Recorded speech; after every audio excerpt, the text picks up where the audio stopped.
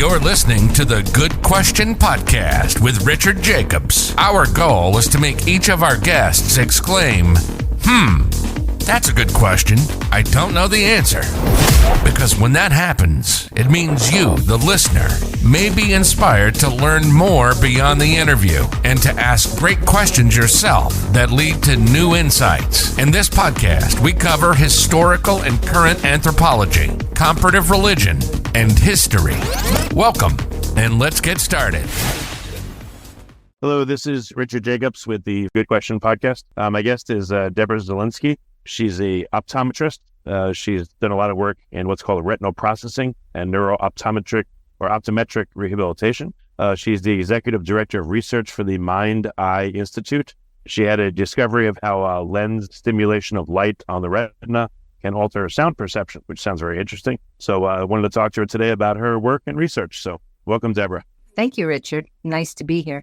Yeah, if you would tell me a bit about your background first and how you came to be an optometrist and discover what you discovered. Well, my background is in math. I majored in statistics in college, so I was looking for a career that used mathematical formulas and math puzzles. Somebody asked me what I was interested in, and I said math, puzzles, and blindness. And so they said, well, did you ever consider being an eye doctor? And I hadn't, so I spent 2 years in college visiting eye doctors' offices, and I visited a lot of ophthalmology offices and a lot of optometry offices, found that the ophthalmologists were doing surgery and working with bloody eyeballs and curing diseases, and the optometrists were doing math puzzles and just using numbers, not dealing with the bloody eyes. So what do you mean the optometrists are doing math puzzles? What do you mean? Well, all the lenses they were using, it's all numbers. They're measuring numbers. They're saying which is better, 1 or 2, and I put lens number 1 on lens number 2, and it turns out you're 3 units nearsighted or 5 units farsighted. So it was all measurements of numbers and how the numbers are linked with the spatial judgments around you. So that was all mathematically based. You're magnifying, you're minifying with glasses, which then shifts the spatial perception. So if something's more magnified on one side and less magnified on another, there's going to be a skew in how you see things. So you're going to then twist your body to match the skew and lean a different way. So I just found optometry more fascinating than ophthalmology, and I went to optometry. No, I've been wearing glasses for like 40 years, and when you find a good optometrist, you want to stick with them. I had one guy that was just amazing. And, ever since then, he's now retired. But, the good ones make glasses. You put them on, you can see great. The bad ones, you put glasses on, you don't see well. They're like, oh, you'll just get used to it over a week. And of course you don't, then you don't want to wear them. So I guess before we dive into the specifics of what you've learned, why does this happen? Why are some optometrists just no good at what they do and they just blame it on, you have to get used to the glasses? Well, I don't know that I would say optometrists are no good at what they do, because I think every optometrist goes into school wanting to help people. So I'm saying I've seen a difference. In some, they just make that excuse, and others, you put the glasses on, everything looks great right away. Why do you think that those two experiences happen? Maybe it's just me. I don't know. Well, some people are just testing the right and left eyes separately and not necessarily looking at how the two visual circuits blend together. And others are looking at how the circuits blend together, but not necessarily looking at posture. And then some others still are looking at the posture and the circuitry, but not how people perceive what they're interested in. So if somebody's interested in looking around, they're going to need different glasses than somebody who's always in their head imagining things. So sometimes I think people just aren't taking the full picture. What's missing in a typical exam that you've discovered is important? Well, the inside. So like just what you said, sometimes you put glasses on and it'll feel weird. Or if you were to put my glasses on, you might feel bad and uncomfortable. So everybody knows that if you put the wrong glasses on, it feels bad on the inside. And you put the right glasses on and you can see on the outside. What people don't realize is that sometimes, even if you see terrific on the outside, you can still put glasses on to make the inside more comfortable. So we'll take people with, say, bipolar disorders, learning problems, attention problems, who see great, but we'll put glasses on to make everything more comfortable. So I think what people are missing is the comfort aspect, because they're too hung up on the eyesight aspect. Well, all right. So comfort, I mean, if you're not comfortable, then how are you supposed to see properly? So how do these two work together, comfort and ability to see? The glasses, if you do it right, then the glasses should be comfortable and allow you to see, but not necessarily allow you to see really far away. Depends what you're doing when you scan. So I guess we should go back to the beginning, what your eyes are actually used for. They're used to see clearly straight ahead, but that's the slowest part. And then there's a peripheral part to scan so that you know where to aim and focus your attention. And there's a relationship between the peripheral and the central. Then in addition to that, the peripheral part of your eye is also used to look for threats if anything's going to happen around you. So if something suddenly moves, it'll catch your attention. Or if you're walking and you know there's a hole beneath you or a curb, the peripheral part of the eyesight is turned on all the time to scan subconsciously and protect you from threats. So if that's not working right, then, or if it becomes conscious like it would after a brain injury, then you can have a problem because then so much of your attention is used to look out for threats, you're not also able to scan comfortably and aim. So those are all on the outside, the scanning, the threat perception, and the seeing details clearly. Then you have your posture, which is affected by different glasses.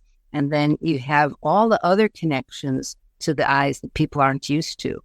So that would include like visualizing in your head and planning and thinking and predicting. How does this translate to the eye exam? Like, what would you ask people that, I'm sure they probably have no answers for you at first. Like, I'd never been asked a single question like what you're talking about.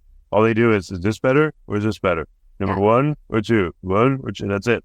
Well, that's what we're taught in school. That's classic optometry. Then there's neuro-optometry, then there's visual development, and then we have mind-eye testing. So as the research, what mind-eye is doing is connecting optometry with neuroscience and trying to pull optometry along and advance it so that as the new research keeps showing what the retinal processing is attached to, that more and more people will alter their eye exams for brain-challenged people. So in other words, the 20/20 eye exam that was invented in the 1800s is perfect, and it's withheld the test of time, but it's not good for people whose brains aren't working right. So what does that mean, brain? Like when you go to an eye doctor, how do you know that your brain?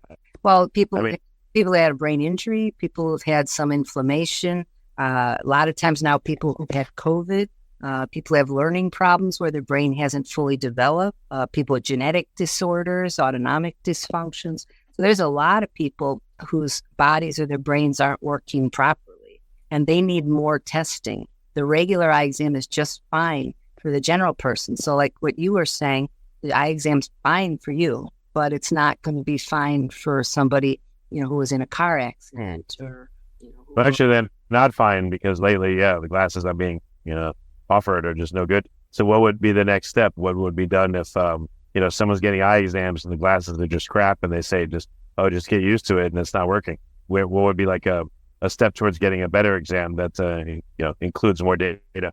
Well, there's a lot of things. Like I said, there's different levels of examination. So one next step would be to test your peripheral eyesight outside of the instrument. Usually they put an instrument in front of your face where, it blocks off the peripheral eyesight and you're just looking straight ahead down a little hole. And so if they take that instrument away from your face and test you in free space, you'll get a better pair of glasses because you won't have that blockage. It's like, in other words, you'll measure a certain prescription when the periphery is covered. But then when the periphery is not covered and there's a lot of space, a lot of information pouring in at you, you'll need a different prescription sometimes. Oh, interesting.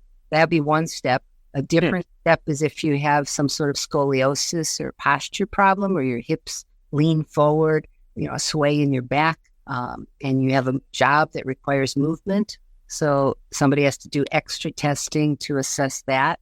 And then another step is what we do at Mind-Eye. We have patented testing to assess how you hear sounds. So if I were to clink a wine glass behind you, you would visualize where that wine glass is. And if the person who were clinking it were walking around, your mind could visualize the space. So sounds are linked with visualization and visual imagery. And when you put different glasses on, it alters the perception of where the sound is coming from. So Another step would be to give you glasses where those balanced, but that's the outside. And then you'd have to, again, go back to what we said earlier with comfort. So we'd have to make you comfortable on the inside and balanced on the outside. What about the optical centers where someone looks through the glasses? Like I've seen some people, they'll look through the bottom of the glasses, like the glasses sit high up, others like the center, others the top of the glasses. Mm-hmm. How does that play in? Well, glasses are cut so that you're supposed to look straight through the optical center. And if you don't, if the glasses slide down their nose or they're tilting forward, then you're not looking through the optical center. You're getting a prism induced. And that will make the magnification of space different. So it'll force you to tip your chin a different direction. So you're not perceiving the way that the optometrist intended you to. Okay. Have you dealt with Irlen syndrome? Where people would have different colored glasses to help resolve depth perception and dyslexia problems? I have. I've actually worked with the Navy on that. Years ago, the Navy was afraid we were going to have a draft. And when the Gulf War came, and I got called in as a consultant to work with, it's called Mears-Irlen syndrome, because Mears was the one who discovered it. Irlen's the one who marketed it. But so the answer is yes, I've worked with them. The money for the funding of that project ended up being diverted for the war. So we didn't finish it. It got finished many years later, but it was fascinating. The colors, so when you put different colors on, it does have an effect. But the Irlen lenses themselves, the centers that you go to, they pretty much tell you get anybody's prescription, and then we'll look at the colors and see which one will help you. Whereas what we're doing is we look at colors as one way to activate your retina, but the lenses and prisms and filters are a different way. So you got to put everything together. Are there any common elements that appear in glasses that are counterproductive, like prisms? If you have an astigmatism or the high index, refraction for people that would normally wear Coke bottles, and you want them thinner, auto tint, those kinds of things. Any of them get in the way of a good prescription and being able to see properly?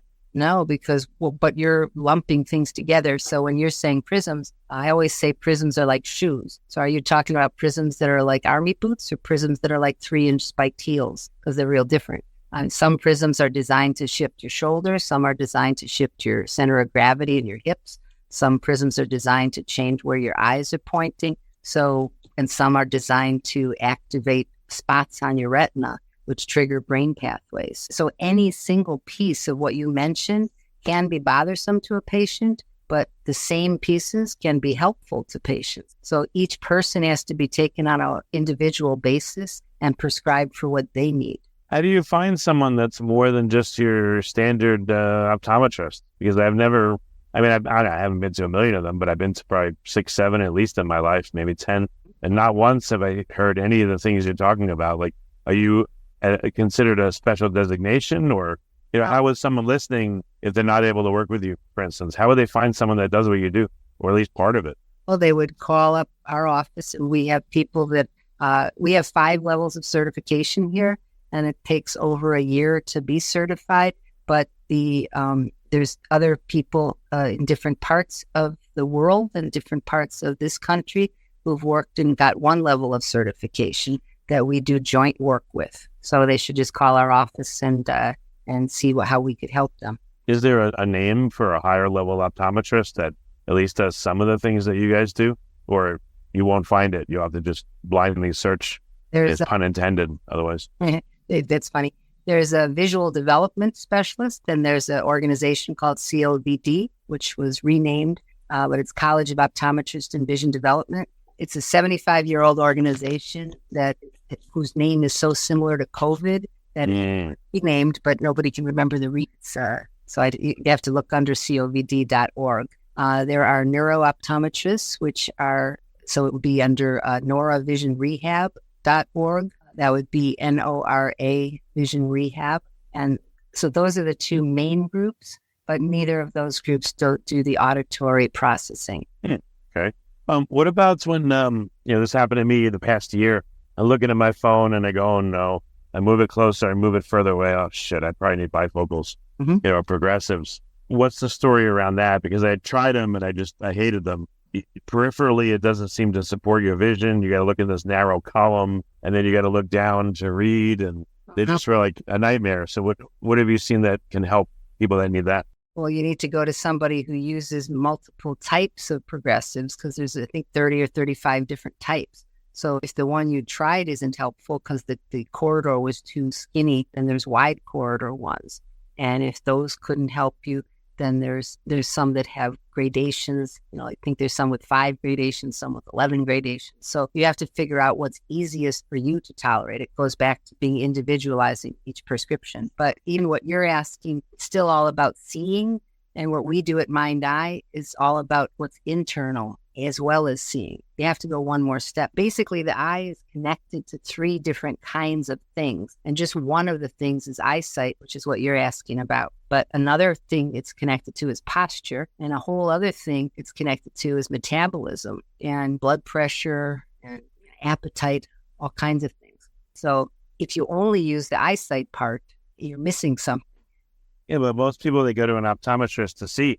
So how do these other issues come up and, how do they play into all this? Well, that's a great segue into what the purpose of Mind Eye Institute is, because I want to advance optometry so everybody eventually does this. I want to educate the policymakers so that they can put insurance codes onto connections from the optic nerve to metabolism and the optic nerve to posture, because we find a lot of problems with that. And there's no special insurance codes. You have to educate the public so that they know there's something different. You have to educate the practitioners so they know there's more to learn about brain function. It's not just about eyes. I mean, the actual retina is a piece of your brain. It's an extension of brain tissue, and it's like a patchwork quilt with different sections. So when the light comes in, we have the ability as optometrists to bend the light and hit different sections, which is different parts of your brain. And so the optometrists have to be educated, the practitioners have to be educated to know that there's a commonality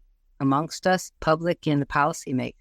I belong to a society for brain mapping and therapeutics, which is based in Los Angeles. And we have many different types of practitioners, neurosurgeons, physical therapists, occupational therapists, cardiac specialists, and we work with the central nervous system. And there's a lot of cross-pollination amongst us. So everybody in that society clearly knows that eyeglasses make a difference for mental health. Eyeglasses make a difference for posture. It's fun to be united and having a variety of practitioners all together.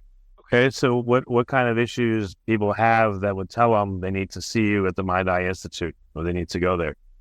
There's a lot of different kinds of issues. People have, I work with legally blind patients who've lost some parts of their eyesight. I work with people who've had brain inflammation. I've worked with people, many, many, many people who've had car accidents or bike accidents or head trauma, been hit in the head by a blunt object or blast injuries. So something that shakes up the brain, and the brain pathways need to be rebuilt, or children with learning problems who haven't yet developed skills, but they're in school, so the demand of the teachers and the school is higher than what they can handle. So those are the people that would want to come here. Okay, so what kind of results have you been able to get? Any samples of like testimonials or interesting situations you helped to resolve, what the cause was? Yeah, we have a whole slew of success stories videotaped on our website, mindeye.com. But one that I can give you a few examples in particular. Like I've had children who come in and they've been to the regular eye doctors who ask, do you see double? No. Do you see blurry? No. But we will ask them, do you see the words floating off the page? And they'll be, they float up a lot. And when I'm looking at small letters, they float up more. And I have to look away and close my eyes. And they're seeing almost like a wave because each word they point at pulls upward toward them. So a lot of people aren't looking or asking about floating letters. And children, if they've never experienced any other way of seeing, they think it's normal. So we have a lot of children who have floating words. The Ghost in My Brain is a book that Clark Elliott, who's an AI professor in Chicago, wrote about his car accident. He had a little fender bender and he was rear-ended and it disrupted his brain. And we used glasses on him that were for eye-ear connections, and that helped him tremendously. So he wrote... What does that mean, eye-ear connections? What is that? It's how his eyes and ears were disconnected. That's actually the common thread in a lot of our patients, because the newer research shows that the auditory processing and the visual processing should be linked together, but it's disrupted in neurodegenerative diseases, some mental health diseases, learning problems. And there's big studies from Vanderbilt showing with autism that they're finding that autistic children cannot actually watch and listen at the same time, because the stream of auditory input and visual input is out of sync with each other. But how do glasses affect how you hear? What's an example? One example is how the retina, the glasses that you put on, shine light on the retina. Then the retina sends signals to the optic nerve, and then the optic nerve goes to a whole bunch of places in the brain, one of which links with the signals from the auditory coming in. It's a spatial map, how you make a map in your mind. Right, but what does that look like in terms of glasses? So if you see someone has that disconnect, how will the glasses be different? Because the traditional glasses, like you're describing, are to see 20/20 straight ahead clearly. And the glasses we give are dealing with the 20/20, but it's also dealing with the peripheral eyesight. So we're prescribing glasses for peripheral eyesight and posture. And the classic exam is prescribing glasses for the center part of the eye. We're prescribing for the peripheral part of the eye. So the glasses look similar. You wouldn't see the difference. If you had two people standing next to each other, the glasses themselves would look the same. But the right, but what's in the glasses that's different? You could say. Yeah, it's a lens that's individually designed to activate the peripheral part of your eye instead of the center part of your eye. Oh, so light will fall on, let's say, certain parts of the retina preferentially. Yeah. So that affects, how people see. Yes, exactly. You said that way better than I could. Yeah.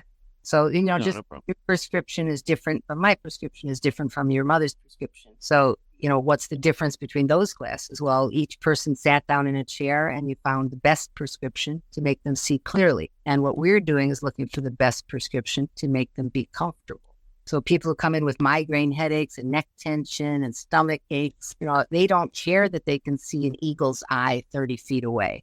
If I could make their eyesight just a smidgen less, but they could be comfortable, no migraines, no stomach aches, no neck aches, they're happy. So let's say, I don't know, I have a dowager's hump and I have forward head carry. Mm-hmm. What is something that you would do to my glasses to help me to see better or feel better? Well, I would probably do two things. One would be to give you glasses to have you lean backwards a little bit differently. But the second would be refer you also to another practitioner who could work with your posture concurrently with what I'm doing. Because the glasses are only doing stuff on the outside. They're changing the way the environment looks. And then your brain has to go the rest of the way. So you need somebody to work with the posture while glasses are working with the environmental changes. And then you need a third aspect of, now that you have a different environment coming in, the space around you see differently, you have to also learn how to use the new space. So there's activities that we prescribe to build visual skills. So if I have a pair of glasses where I have to kind of tilt my head back a little bit in order to see properly, that's going to affect my posture over time. For instance, is there an outside to inside reinforcement? I don't know what you mean outside to inside reinforcement. Well, the glasses being outside. So because of the way the glasses are, if I have to kind of tilt my head or look up a bit more than I normally would look up, it'll eventually, I guess, affect my posture. Yes, exactly. Because I'll look different. Yeah, but there's also ways you can counteract that in a pair of glasses when you're prescribing. That's where Prisms come in. Or you can magnify one lens a little more than the other to shift where the space goes, left or right. So for instance, let's say you're a bank teller and you have to be standing and looking down all day long. Then there are ways you can put glasses on where everything appears to be higher up. And then you don't have to lean your chin down all day long. Okay. So sometimes we'll give occupational type glasses, specially designed for patients. And a lot of times we'll have 2 or 3 different pairs of glasses because people have different occupations. I mean, you don't have one pair of shoes that you wear to go dancing and play tennis and go to the beach. People have a lot of different pairs of shoes because they use their feet a lot of different ways. So I don't understand why people have just one pair of glasses that they expect to do everything. So we'll often give somebody glasses if they're going to study and do heavy duty studying, which might be different than if they're on a computer all day, which is different than if they drive for a living. So they might have 2 pairs going back and forth, or sometimes a third one. If you're recovering from a brain injury, the shift of one to another is helpful. What about people that, I've had eye tests and they say one eye has a different level of astigmatism than the other, or one, it appears the muscle is a weaker what do you do there? Can you rebalance the effort that both eyes put forth to help you see better? Well, you could, but the problem is that your eyes are just sitting there waiting for your brain to tell them what to do. So it's really not the muscle being weaker. It's the brain not paying attention to that muscle. It's the same as you have two hands, but if one of your hand has been writing for 40 years and the other one has just been hanging on your side, the muscles in one arm won't be as strong. So it's a learned skill. But as far as what to do, when you say astigmatism, again, astigmatism is something that sharpens the central eyesight, but distorts the periphery, and it affects your shoulders. So there's so much other stuff to look at. You can't just say, you have a lot of astigmatism in one eye compared to the other eye. You have to say, well, why? When you were born, you didn't have it. When you were developing, you did have astigmatism, but nobody bothered putting astigmatism on a 3 or 4 month old baby while they were developing. They waited till you're school age and said, oh, you have astigmatism, so let's correct it. But we look for the cause, because astigmatism is just a measure of stress. And it can shrink later as you go. So we have a lot of people with high astigmatisms that they come down, down, down, down as they get better and better, and they're not needing the astigmatism as a crutch anymore. They're able to. I mean, like even in an adult, you can cause astigmatism to go away. Not to go away, but to lessen. Sure. I mean, I worked with legally blind people, and we had people who had lazy eyes their whole lives, and then they would have damage to their good eye, and the lazy eye would just pick up and their brain would rewire everything. So, yeah. Very interesting. But it's not your eye, it's your brain. I see what you mean. So where are you located and where can you help people? Anywhere in the U.S. or just local to you? Well, we have people from around the world coming here. We're in the suburbs of Chicago. We're just a little bit north of Chicago. And we have people coming from, as far as South Africa. Last week, we had 2 from Australia. We've had from Tokyo in Europe, and then from all over the United States. So, I mean, when people want to come to you, what do they want? Like, what problems do they have that they want help with? What do they tell you? There's a wide range. A lot of people have some sort of injury from, as I said, bike accidents, car accidents. We have a bunch of people from Amsterdam that have had bicycle accidents. Many people have learning problems. A lot of people have genetic disorders. You get a lot of autistic patients because autism is a very fancy way to say that children cannot engage in the environment because the signaling is just not comfortable. They can't process the signals, so they just go into their own world. Genetic mutations. We have a lot of long COVID patients who can't get rid of their symptoms, those types of problems. What if I tell you, like, hey, I'm not happy with the optometrist I've been to. I want to come to you. I want to see better than I've ever seen in my life. What would you say to that? You want to see sharper than you've ever seen in your life? Then you're not for us, because our goal is to make your brain work well. And if you see sharply, that means you zoom your attention almost on a pinpoint focus straight ahead, and you're not even using your peripheral eyesight. What would be things then? What do people tell you? I can't see peripherally what's going on. I have tunnel vision. Like, what would you help with? Before my accident, I used to be able to think, and now I can't multitask. Before my accident, I was an avid reader. Now I'm exhausted after a half page of reading. Before my accident, I was able to dance and turn around and do twists and turns, and now I get dizzy from just standing up. Before my accident, I used to be able to drive hundreds of miles all over the place in all kinds of weather. Now, if I turn the windshield wipers on, I get into a panic mode. Before my accident, I could comprehend anything people told me. Now, when people are talking to me too long, I have to tune them out because I can't function. I never had headaches before. My neck is always in a spasm. I look at a computer screen and 3 minutes into it, I've got a massive headache, those types of things. A lot of the long COVID patients have light sensitivity. That's a really big complaint here. That it used to be that they could walk outside with no sunglasses. Now, the minute the light's on, they're cringing and they have to be in the dark. And well, now that you mentioned this, a few things, I'm not trying to make it about me, but I get very tired reading and never used to. So I listen to things instead. And long distance driving, it's like a fight to stay awake. Even when I slap myself, I can't stay awake. Yeah. So I guess those kinds of things probably would be more amenable to what you do. Yeah, that would be completely. If you called me and said, I want the sharpest eyesight possible, I'd say go to your nearest optometrist, because that's what they're taught to do. And that's what I was taught to do until I started researching and developing more and more things that would make people more comfortable. So what kind of feedback do you get when you dial in the glasses the right way?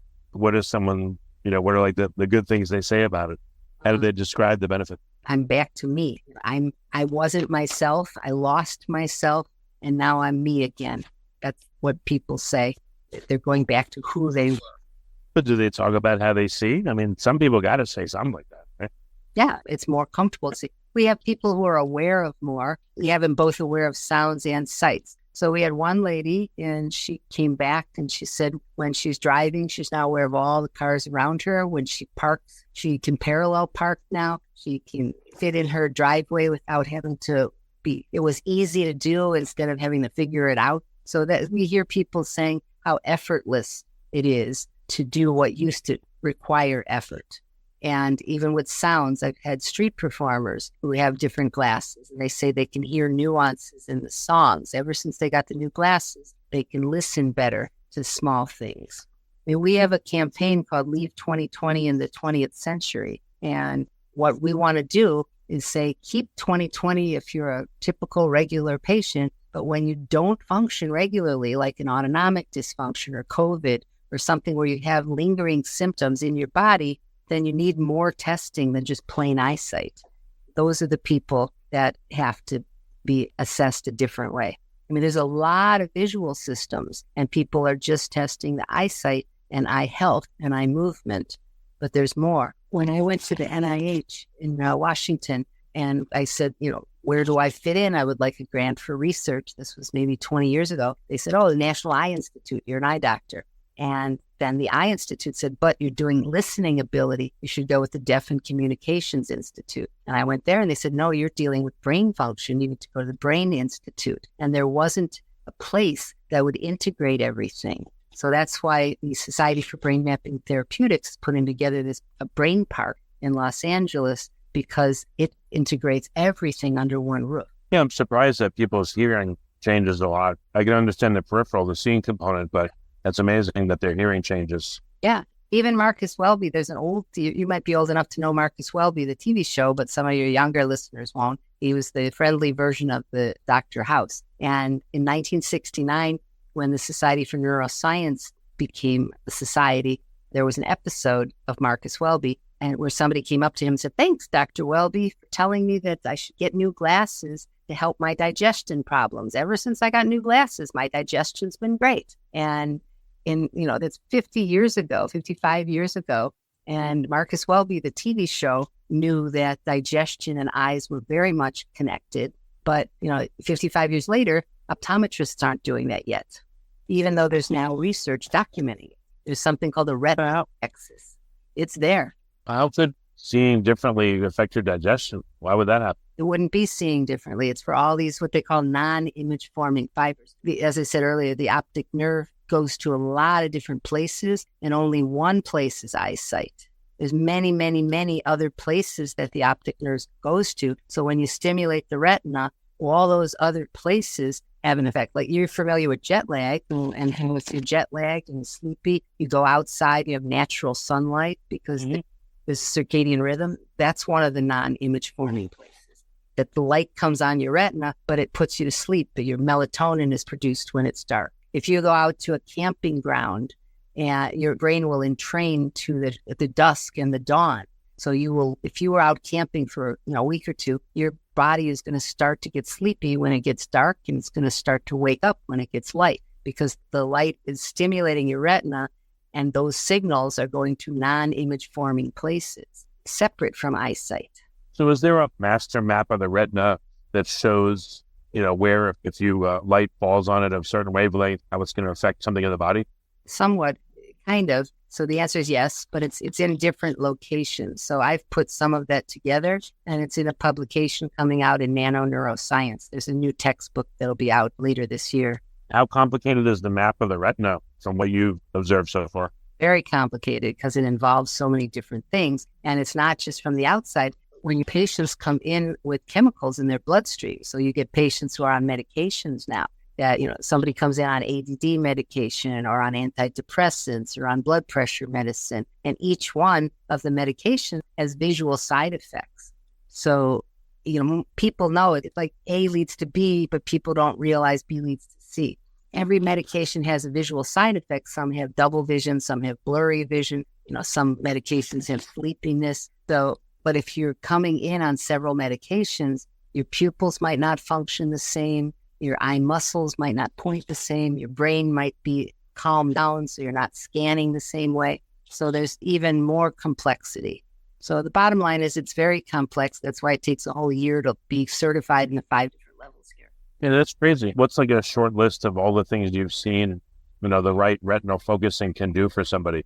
So headaches, attention, what else? Well, that ranges the gamut. Sleep disorders, everything, pretty much a lot of different things. We have a lot of one-offs, thyroid problems. We have about somewhere around 5-ish patients whose thyroids have normalized, where their thyroids were off and then nothing in their life changed except the glasses, and then they were normal. We've had blood glucose that has normalized with a couple of patients. So there's the one-offs. Thinking skills are clearer. So that's where, again, if you look at the success stories, we have many of them, scores of them on our website, but they range the gamut from internal body things like digestion through the retina gut axis, or thinking skills, or even more confidence. If you perceive the world around you and you can anticipate what's happening because you can scan better, you become more confident. So you'll have children who parents will report have different personalities, that they come back more self-assured, and that's nicer. That's crazy. It sounds like a whole world of modulation is possible with the right glasses. You use the correct word. There's something called retinal neuromodulation, where we're using the retina to modulate the nervous system. That's exactly the word. And if you look up retinal neuromodulation, you'll see that the research on it is only in the last handful of years. Are you able to image the eye so you can tell where light has preferentially been hitting the retina? Can you tell if areas are over or underexposed over time? Yes, you can. We use something called a retinoscope. So most of the eye doctors are using, actually all of the eye doctors learn how to use a retinoscope, but we learn how to do it for the central eyesight. So we learn how to use it to find what glasses will make the central eyesight sharpest, what will bend the light so that the light strikes the center of the eye and sees clearly. And what we do is we use retinoscopy to look at the edges of the eye. And we do exactly what you're saying. The top of the retina and the bottom of the retina are completely different from each other. And the nasal side and the temporal side toward your nose and toward your ear are very different from each other. So if we find a weak spot, or what I call it is if your brain is kind of sleeping as opposed to there's a party going on in your brain, then we can provide glasses that will wake up the sleepy spots or calm down the active spots, depending on the person.